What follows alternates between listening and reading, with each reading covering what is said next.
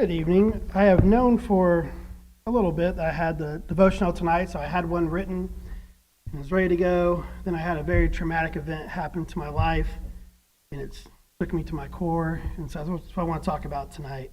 I think it was Monday. I was doing a squat. I'm down in the bottom. We call that the hole. I'm in the hole, and I feel this crazy pain in my left pinky toe, right? So I stand up, and I have all this massive amounts of weight on my back, not really. And I look, and my pinky toe had blown through my shoe. And so it was causing me a lot of pain. And so I was able to rack the weight, and, I felt my shoes have been with me for like 15 years. And it was time for them to move on. But since that time, my pinky toe still hurts. So thank you, Em, for caring about that. But I've been thinking a lot about feet lately, and because of this incident. Now, I'm going to be honest, I really, really like my feet. I've been told they're smooth. They're freakishly smooth. I may be the person that told me that, but they are smooth. They've helped me run races and even won a couple. And they've helped me do many squats, many deadlifts. My feet have helped form Xander Shepard into the kicker that he is today. So he owes me for that. My feet are very important to me. But one thing I don't like about my feet is they're extremely flat. Most people leave footprints. I leave foot blobs. And this has caused me to be the victim of bullying, especially by a certain person named Mary Shepard, who's not here tonight because she knows. And so if someone tried to track me, it's very evident which footprint was mine. That brings me to footprints. What are footprints? They're an impression. And a footprint tells you where a person's been or a direction they're going. It also tells you, animals. So what you're looking for, you look for the footprint, right? If you're a hunter and you're looking for a spot to go and hunt, you're going to look and see if there's footprints, because if there's no footprints, there's no animals, so you're wasting your time. We also leave footprints here. We leave physical footprints, such as my blobs. We leave a digital footprint.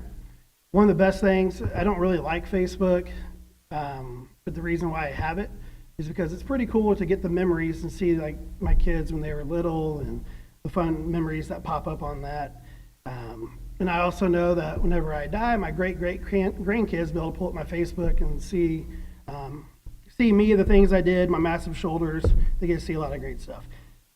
Footprints can also be a memory. I can't tell you how many times I have random people, former students of mine, send me messages. I just got one last week. It's a guy who's in his upper 20s, maybe 30s now. He said, I can't tell you how much it means to me that you didn't give up on me my senior year. He was in Drexel.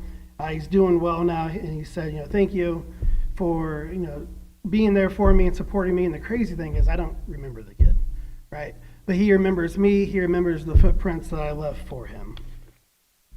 So I also want us to think about our Christian footprints. Joshua, as he's addressing Israel towards the end of the book, he says in chapter 24, verse 15, he says, choose ye this day who you serve. As for me and my house, we're going to serve the Lord. So he's made that determination that he's going to walk in the way of the Lord, and the footprints he leaves are going to be in the way of the Lord. And so that's what I want us to reflect on tonight. We're reaching the time of the year. Days are getting shorter. It's getting cold. Holidays stuff will start popping up. I know we're tired, and it's easy for us to make excuses why we don't do something or why we don't set the best example for us. We just make a lot of excuses. But it's our responsibility as Christians to leave a footprint that follows God, whether it's in your home, if it's at work, if it's at school, anywhere you go, our footprints need to lead others to God. Matthew chapter 5, verse 14 tells us that we are the light of the world, a city that cannot be hid. So regardless if we want to admit it or not, we are leaving footprints, and the direction or impression we leave is entirely up to us. So in order for us to leave a footprint of one who follows Christ, we first have to make that determination to follow him. We read in Romans chapter 10, verse 17 that we need to hear, Hebrews 11:6 that we need to believe. Without faith, it's impossible to please him.